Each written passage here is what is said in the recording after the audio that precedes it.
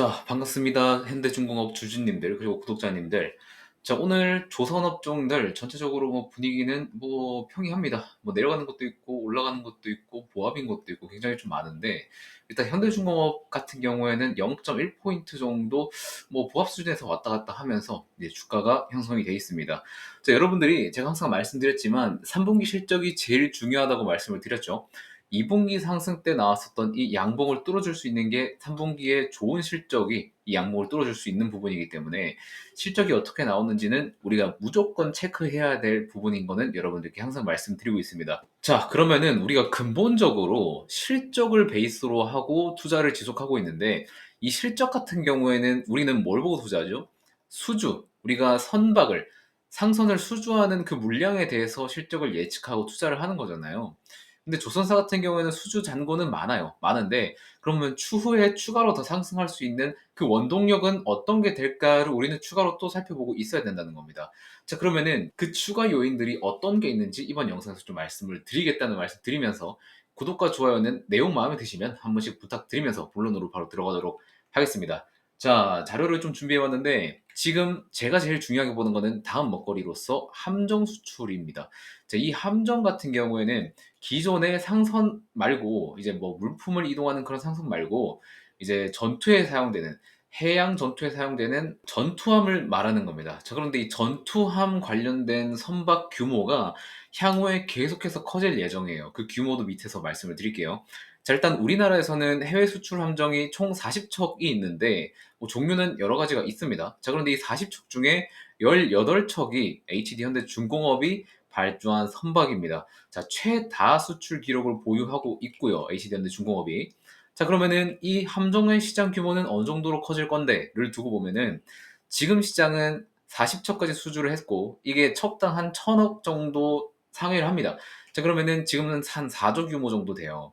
자, 그런데 2034년 지금부터 10년이죠. 10년 뒤에는 총 1100척이 더 발주가 될 건데 이게 113조 규모입니다. 4조에서 113조가 되는 거예요. 지금 연평균 성장률이 말이 안 되게 높습니다. 이 시장을 지금 한국에서는 하나오션이랑 HD현대중공업이 점유를 하려고 노력을 하고 있는데 그 중에서도 HD현대중공업이 제일 핵심 키를 쥐고 있다라고 보시면 될 것 같아요.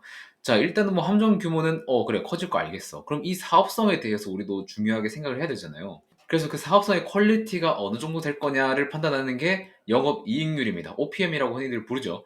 자, 그럼 기존 상선 같은 경우에는 배를 만들어서 건조해서 납품을 하게 되면은 보통 우리나라 국내 내수 수익률이 2에서 3% 정도밖에 안 돼요. 그러니까 저부가 가치 사업인 거죠. 근데 이거는 옛날에 적자 선박을 수주해온 것도 있고 여러 가지 문제가 있겠지만 지금 납품하고 대금을 받는 선박의 영업이익률은 지금 2에서 3%밖에 안 됩니다.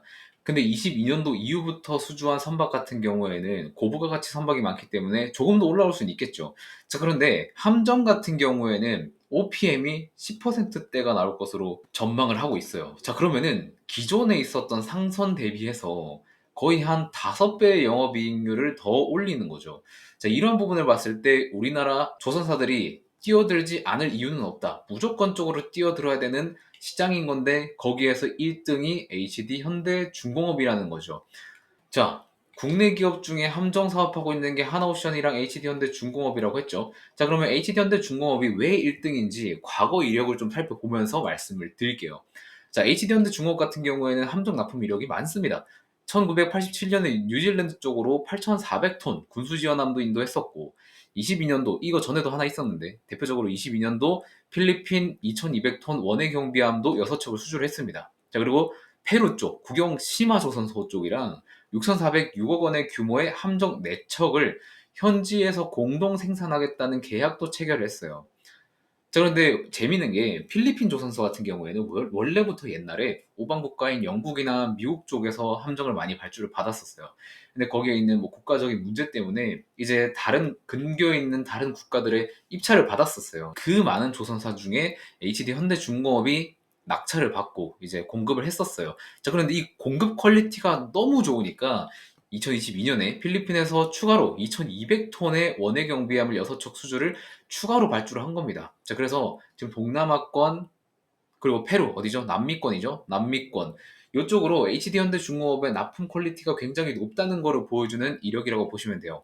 자, 그리고 추가로 올해 4월 같은 경우에도 울산조선소 쪽에 본사죠. HD현대중공업 본사가 울산조선소인데 여기에 3,000톤급 잠수함 인도식이 있었어요. 자, 그런데 원래 뭐 다른 국가의 정부 인사가 참여하는 경우는 잘 없었는데 이례적으로 세계 9개 국가 정부 인사가 참여해가지고 이 인도식에서 관심을 보였다는 겁니다. 자, 그래서 현대중공업이 이 함정 부분, 바다 위에 떠다니는 함정도 있겠지만 밑으로 가는 잠수함 함정도 따로 있죠. 이런 두 가지 종류의 지금 다국가에서 관심이 쏟아지는 것도 요번 올해 4월에 확인이 가능했었습니다. 자, 그래서 지금 함정 쪽으로는 우리나라에서는 HD현대중공업이 꽉 잡고 있고 내년도부터 계속해서 진출이 추가적으로 이루어질 것 같다는 기대감이 좀 몰리고 있는 것도 있어요. 자, 그리고 함정 산업에 못지않게 더 중요한 게 있는데 MRO 유지보수 개조 시장입니다. 자, 기존에 선박을 만들고 납품을 했잖아요. 그럼 이 납품된 선박은 보통 20년 이상 많이 써요. 자, 그러면은 20년 동안 이게 사이클 사업이니까 새로운 선박을 발주하려면 이만큼의 기간을 또 기다려야 되는데 그 사이에 우리가 자동차 정비하듯이 선박도 정비를 하는 겁니다. 자, 이 정비를 MRO 사업이라고 부르는 거예요. 자, 그런데 이 MRO 사업의 필수성을 같이 볼 건데 함정 시장 못지않게 규모가 굉장히 큽니다. 자, 그래서 MRO 같은 사업도 지금 현대중공업 같은 경우에는 함정 납품을 이어서 패키지로 좀 준비를 하고 있어요. 올해 미국 같은 경우에는 MRO 사업을 좀 본격적으로 진출하게 되는데 올해는 하나오션이 채택돼서 수주를 따왔습니다. 미국 MRO. 근데 25년도부터 이 사업성을 확인을 먼저 하겠다는 의지를 HD현대중공업에서는 말을 해줬어요. 자, 올해 같은 경우에는 미국 MRO가 사업성이 그렇게 크지 않다. 차라리 다른 상선을 가지고 수주를 받아서 도크를 채우는 게 훨씬 유리하다라는 입장에서 입찰을 안 했지만 25년도부터는 규모가 커지기 때문에 그때부터는 미국 MRO 시장에 발을 들인다는 이야기도 한 차례 했습니다. 자, 그래서 방산 MRO 같은 경우에는 이 미국에서 좀 적극적으로 규모를 계속해서 키워가고 있어요.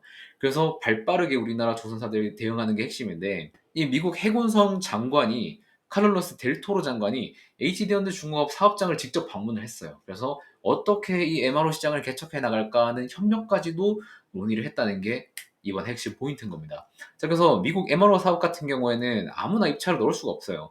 미 해군 전투함 수리 사업에 참여할 수 있는 별도의 자격이 있는데 여기서 이제 국내 조선사 같은 경우에는 하나오션 그리고 HD현대중공업 이 두 조선사만 자격을 보유하고 있는 겁니다. 자, 그리고 중국 조선사들이 최근에 많이 치고 올라오고 있지만 미국이랑 중국이랑 관계가 어때요? 되게 안 좋죠. 그리고 미국에서도 중국발로 견제를 계속 때리고 있으니까 미국 MRO 시장으로 중국 조선사들이 들어올 수 있는 가능성은 없다. 그래서 여기는 거의 뭐 한국이 독식한다라고 보시면 될 것 같다는 말씀을 드리는 겁니다.